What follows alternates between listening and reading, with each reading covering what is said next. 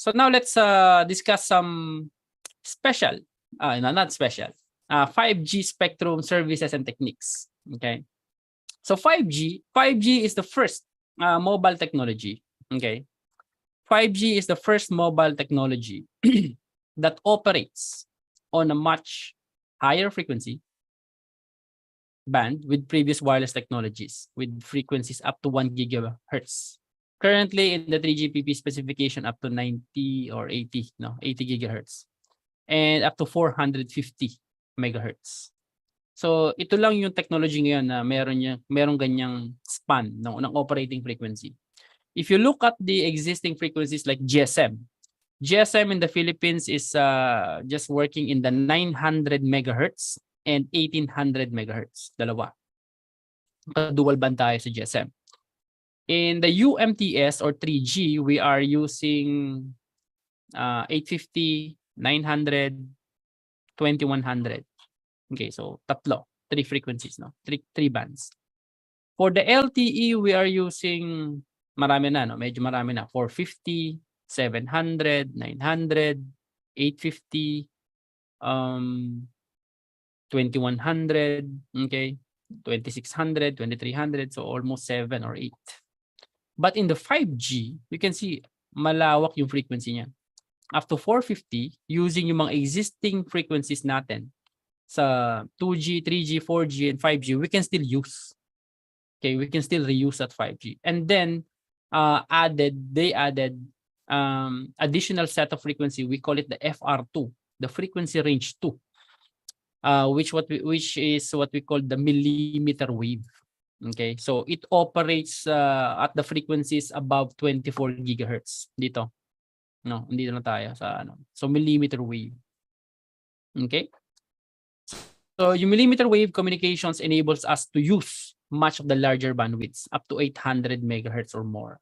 Okay? So we can support the data transfer of up to 10 gigabit per second or even 20 gigabit per second as yung target ng 3GPP, no? Okay. Next is we are using the beamforming. Yeah. So meron tayong beamforming na ginagawa, no? Sa 5G. So beamforming lets you to use a special type of antenna that has a lot of antenna elements and combining those antenna elements to steer the beam, no? Kung nasaan yung mga subscribers. So it can steer vertically or horizontally or can improve the antenna gain, no?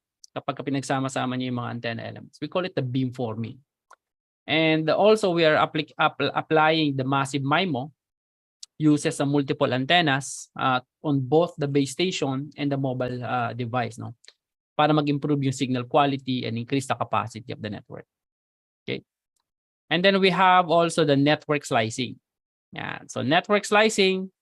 So unlike sa LTE last time na ang ginagawa natin is nagsasama-sama tayo, we are using the core network or network as one, but this time we have a different slice. Okay, we have a different slice. So what are those different slice? You know what? What are those? So we have the slice for EMBB. We have a slice for MMTC, and then we have a slice for URLLC. Hindi tayo magkakasama sa core network. Okay, so if you are using EMBB or you're only downloading, you are not mixed with the URLLC users. You are not mixed with the IoT users. You have a different slice of the network. You have a different virtual slice in the network. You are using the physical network, but you have virtually different slice of the network. So that's what we call the network slicing. And then you can imagine that, like for example, if you are very familiar with the APN, access point number or name. Okay, so sometimes, right, if you are using the internet and if you are techie enough, you check your iPhone or your Android, and then you want to change the APN. In the 5G, you can do that also, and that also defines the network slice. So the network will immediately know if you are an EMBB user, URLLC, or a massive IoT or MMTC user. Next is LTE, dual connectivity, and LTE coexistence. Currently, right now in the Philippines and in other parts of the world, the architecture that we have adopted so far at the early stage of 5G was the NSA. Okay, NSA. NSA means the non-standalone mode. NSA. Non-standalone mode. So when we talk about NSA, you have the LTE core network. We call it the EPC, Evolved Packet Core. So you have the core network of LTE. So currently you have the LTE here. So because in our country, LTE is a mature technology. So if you want to deploy 5G in a faster way and efficient way, what you need to do is you have the 5G node be here or G node be here. You don't need to create a new core network. What you need to do is connect this 5G to the EPC and then connect it to the LTE as secondary node. We call it the secondary node. And then this will become the master node. Okay. So anything, any UE or 5G UE device cannot connect directly to 5G unless it will go first to the LTE, and then the LTE will add the 5G as a secondary carrier, and then that's a time that the UE will have a 5G signal here. We call it the dual connectivity. Okay? We call it the dual connectivity. Meaning, if you're looking at your phone right now, and that is a 5G capable device, and then you can see a 5G logo, your phone is connected to the LTE and 5G network in the same time. We call it the dual connectivity or the ENDC. Okay, so that's one of the techniques that we are using right now. And of course, cloud optimized architecture.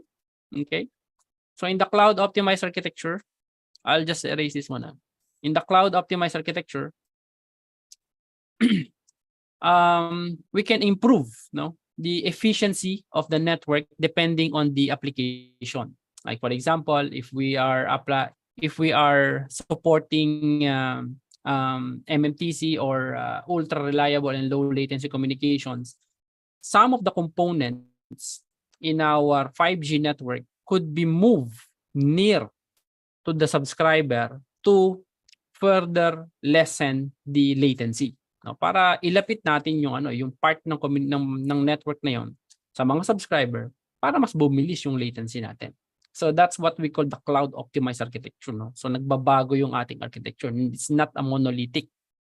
That's why when we talk about Open RAN as well, if we incorporate it to the 5G techniques of optimizing the cloud architecture, and then you have the Open RAN where you can also disaggregate the functionality of each component, you can achieve itong cloud optimized architecture. Okay?